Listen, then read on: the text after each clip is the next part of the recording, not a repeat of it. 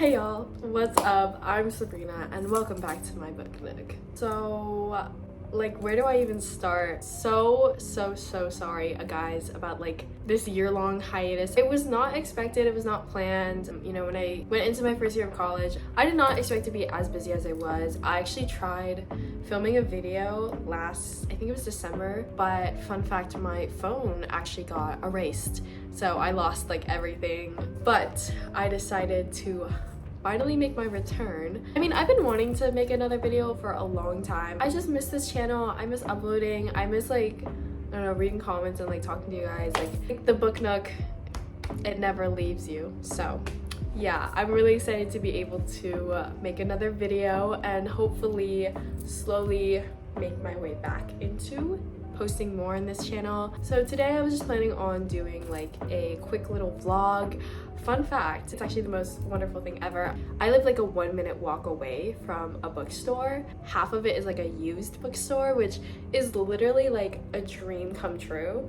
So I decided, why not do a quick little vlog, catch up with you guys, explain what I've been doing, what I've been reading, thoughts on different things, and also go on a quick little shopping vlog with y'all and maybe do a quick haul of what I get, depending on how much money I'm willing to spend. I'm trying to find an angle from my kitchen where you can see me making the coffee and stuff. We're in my kitchen and I'm just gonna make a quick little coffee and talk about my first year at UNC. Do you want to be in my video? Yeah! Hi! I usually make my coffee every morning before I get to class. I've been on a locked-in grind. I've been waking up at 8 a.m., 9 a.m. every day, so I have enough time to do coffee, work, get ready for the day. I actually woke up yesterday at 7:30 to even go on a run, and now my knees are really hurting. Talking about my first year at college, you know, it was pretty good. I met a lot of my best friends. Classes were a bit of a struggle. I'm an econ major and I was pretty stupid. I became an econ major, it's because I had a really great high school teacher, and you know, she was all about the theoretical parts of it, how econ can help people and stuff like that, blah blah. So I was oh my god, this sounds awesome, let me go into this. And then I was stupid and failed to think, and so I am now doing a ton of math. I'm doing calculus 3, I'm doing probability, and I'm just where the hell did this come from? So that was a bit of a struggle to navigate. But yeah, other than that, I loved my freshman year. Navigating academic burnout was pretty hard though, I will say that. Right now, you know, I am also taking a lot of classes. I'm maxed out on credits because I'm insane apparently. My first year, I had to take a lot of gen eds required, so I didn't really get to delve into the classes I really wanted to, but now I can. I'm actually taking 2 English classes, which I'm both very excited about. The first English class I'm taking is an intro to creative writing class, and I'm also taking another English class on literature and cinema because I want to be the most annoying person in the room. And I've been reading some books for that class as well. I actually just finished reading The Big Sleep, and it's by Raymond Chandler, and I also watched the movie adaptation for, and honestly, you know what, I kind of hated the book and I love the movie way more, which is I feel something I rarely say. If you guys don't know what The Big Sleep is, it's essentially an old kind of classic crime mystery novel from 1930s, I want to say. It follows this private detective named Philip Marlowe who has to solve this blackmailing case for this general and his 2 daughters. But it was absolutely just one of the most boring books I've ever read. And I know it's from the 1930s, but the way that women were depicted in that book was actually so crazy and vile and just extremely misogynistic. I would say if you're looking for a classic mystery detective novel, I'm sure there are better ones out there. If you're into YA, there is the Truly Devious series, which I read all 3 of, and that was a pretty good mystery. If you're into the more contemporary mysteries, which is what I usually read, Guest List by Lucy Foley, which was not bad. I used to read a lot at work over the summer. I went back to my old boba job, which any of you OG viewers might remember. I used to work at a boba shop. It was slow. I would pick up a lot of books and read, and oh my god, I read some absolutely wonderful books at work. 7 Year Slip, which is this rom-com novel that has a little bit of fantasy elements or otherworldly elements. So essentially the 7 Year Slip is about this girl named Clementine who inherits an apartment from like her dead aunt, and the apartment can go back in time by 7 years. And this guy comes in, right? And all of a sudden you're like, who the f is this guy? He's from 7 years ago. And so you see her falling in love with this guy from 7 years ago, even though she's like 7 years in the present. And it was so good. It was also actually a bit of a foodie romance, which you guys know I love foodie romances. I also read Boy Luck Club by Amy Tan, which is a bit more of a classic. It's huge in like Asian American literature. Highly, highly recommend. It's actually one of my most favorite books ever now. It made it to my top 5, that's right. We're looking for a pretty digestible classic to read that offers perspective on Asian American culture and lifestyle and history. I would 100% recommend. Amy Tan's prose is just on another level. Let me show you guys the coffee before I start mixing it. Isn't this so beautiful? Oh my god. She's definitely one of my biggest inspirations in terms of writing right now as well. I don't think I've ever read a book where I felt more seen culture-wise and language-wise and relationships-wise. It's a classic for a reason. Oh my god, that's so good. The final book I read, Big Fish by Daniel Wallace. It was pretty good. I really liked his stylistic choices. Like, the story is essentially about an adult son whose dad is currently dying, and all throughout his life, his dad has only told him like fables or like tall tales. So as the dad is dying, like the son is trying to get to know him more, but the dad keeps kind of hiding behind these fabulous stories, and so sort of trying to understand like who his father was, or like underneath all these stories, like what is he really trying to say. I'm pretty sure it's also adapted into a movie by Tim Burton. Continuing our chat before we head out to the bookstore, talk about some other books I've been reading past summer that I just kind of want to give my thoughts on, and recommendations obviously. 2 of my favorite romance girlies released new books this past summer. It was Emily Henry's Great Big Beautiful Life and Ali Hazelwood's Problematic Summer Romance. I can't really see it, but that 3rd row right there, the one that I'm pointing at exactly, that is my Emily Henry, Ali Hazelwood dedication shelf. Oh my god, wait. Let me show you another thing about my bookshelf. It lights and turns on. Isn't that so beautiful? So I read Great Big Beautiful Life and I absolutely loved it. I literally binged it all in one sitting like I do with the rest of her books, and I'm so excited People We Meet on Vacation is finally coming out. Do I think that's her worst book, and I don't understand why they decided that one to make the first movie of? Yes, but I will still be seated, so catch me in the movie theater. Oh my god, and they're also adopting Love Hypothesis into a movie, and I have been following along Lily Reinhardt's TikToks like religiously. Great Big Beautiful Life, a romance between 2 writers, and I low-key don't remember her name. I want to say her first name is Lucy, maybe?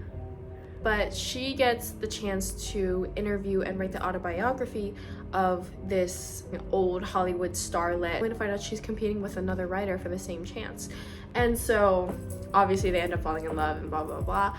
I really liked it, but I will say, I think the romance in this one was actually second to the actual plot that was going on. I'm not saying the romance was bad. Highly recommend reading it. I'll read anything Emily Henry writes though. Moving on to the Ali Hazelwood book, Problematic Summer Romance.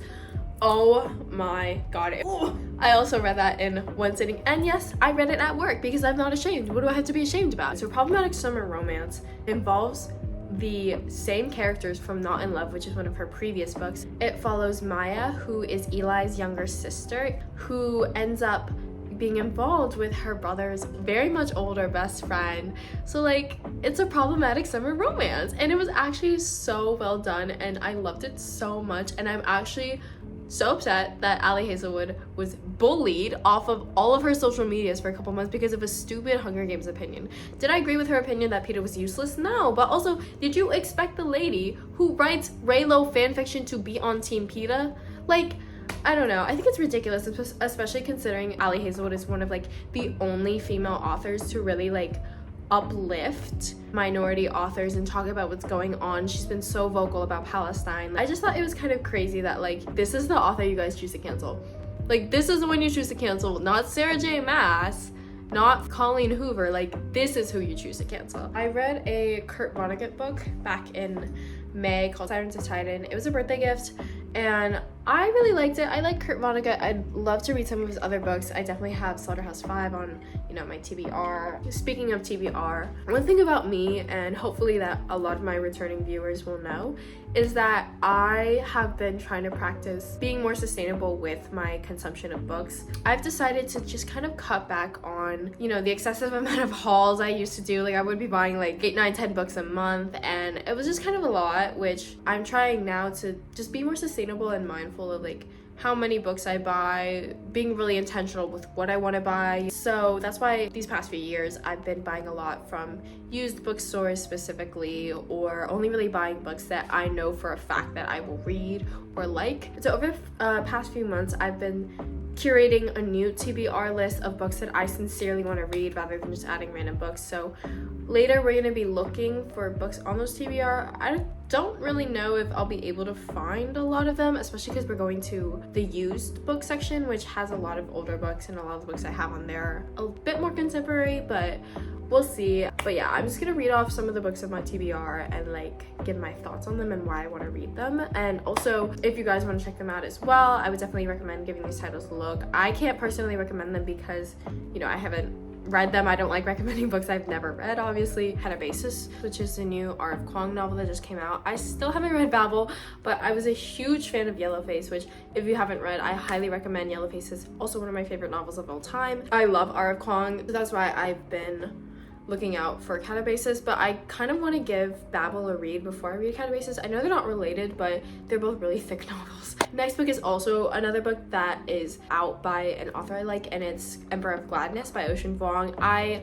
loved On Earth We're Briefly Gorgeous. I thought it was absolutely beautiful. I highly recommend it to anybody who hasn't read it. Ocean Vuong is just absolute master with words. Low-key waiting for it to become a paperback so I don't pay $30 for it. Other books on my TBR include literally any other Kazuo Ishiguro book. I don't know if I've mentioned him on this channel before. He is absolutely one of my favorite authors of all time. I read 3 of his books: Never Let Me Go, Clara and the Sun, and Remains of the Day. I have other books by authors I've never read before, but I've heard great things about. I really want to read The Memory Police, which I read the first few pages of in a Barnes & Noble. I was just like, I'm not willing to pay this much for it. You know, this is like $20 for a paperback is getting insane. Like, when did books become this much? But I did read the first couple pages and I thought about it since then. So if I see that book out today, I low-key might pick it up because the concept was really interesting. It follows a woman who's born on an island where memories are essentially taken. Your memories are controlled by the memory police, and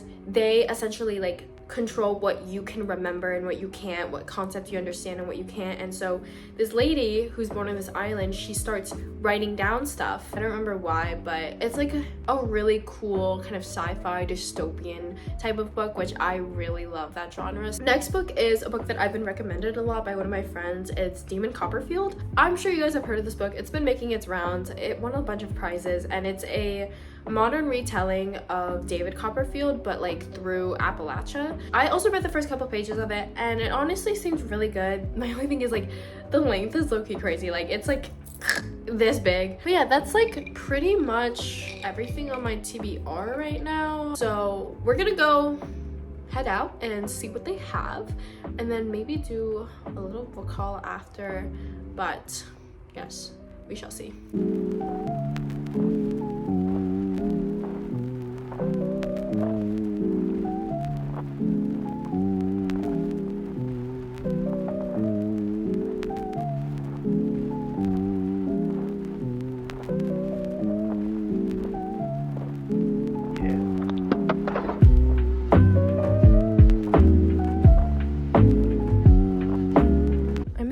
Book section, but I'm like the only one in here and I'm kind of scared to raise my voice. I'm gonna be browsing through the romance section to see if I can find any good ones, because I feel like at used bookstores there's always like a bunch of just random romance books.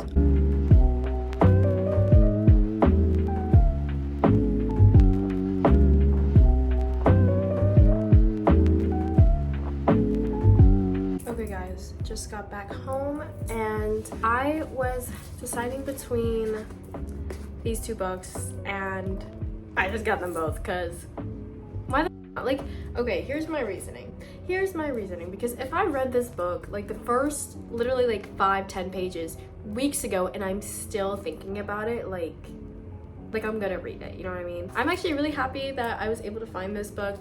And the next book was not mentioned on my TBR before I left, but it is something that I have had in mind, Just for the Summer by Abby Jimenez. I actually also, last time I was in Barnes & Noble, picked up this book and read the back, and I thought it was really interesting. I have heard so many great things about Abby Jimenez. One of my best friends who also loves romance recommended her to me, so I've been keeping my eye out. I found this in the used book section. Not gonna lie guys, like the used book section was still a little bit pricey for used books. If you haven't heard about this book, essentially the premise of it is that the main character, Emma, is cursed. Basically every guy that she dates and breaks up with ends up finding the love of his life right after they break up with her, and then she meets this guy who's literally in the exact same position. So then they decide to date each other and then break up so that logically they'll meet their soulmate after that. Like I already know like I'm gonna binge this in one sitting, so I'm also pretty happy with this purchase. Overall, I just think books are getting way more freaking expensive, because tell me why these two books combined was $30. It's an indie bookstore, so like, you know, support your local indie bookstore. Like, this is my haul. It's a very small, kind of very tiny haul, but I'm very happy with the purchases and the choices I made today, so I would say this is a big haul in my heart. Yeah, that's pretty much it for this video. I know I don't really usually do these kinds of styles videos, but I've been thinking about making it a lot more like vlog content. Maybe I could do a day in my life as a college student if you guys would be interested in that. I'm actually also currently working on a video essay. It has to do with Emerald Fennell's new adaptation of Wuthering Heights. We'll see if I actually manage to pull that one off, because my video essays take like so much research and so much time. So if I do end up posting that, it's gonna be very far into the future. Yeah, if you guys like have any ideas for any videos you want to see, I apologize for the year-long hiatus, but I'm back and hopefully I'll stay back. Yeah, if you watched this entire thing, thank you so much for watching. Subscribe only if you want to, and I will see y'all next time. Bye.